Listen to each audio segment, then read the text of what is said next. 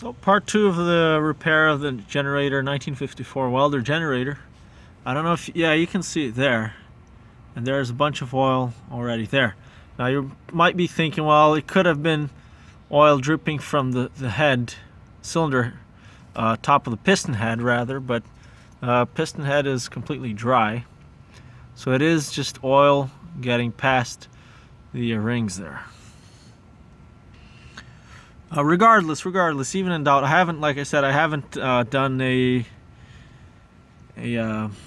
compression test, but regardless, if we can get parts such as piston rings for the pistons, the engine is already open, and if it's not too expensive, we might as well go ahead and do a rebuild. Bores are perfect though, which is really nice.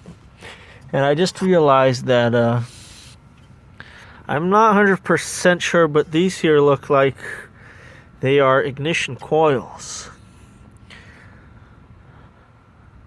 Not 100% sure though, but there's one here.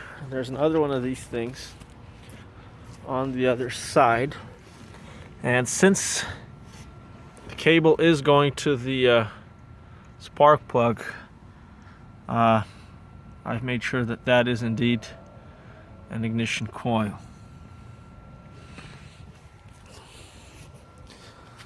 This side here, on the other hand, it's got a bit of oil, but not nearly as much as on the other side.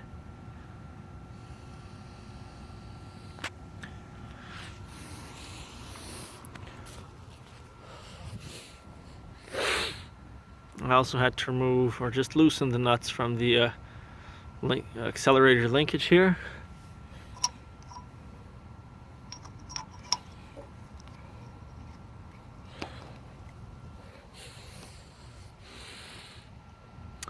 And indeed, the push rods will be in here, and you can sort of see them through there.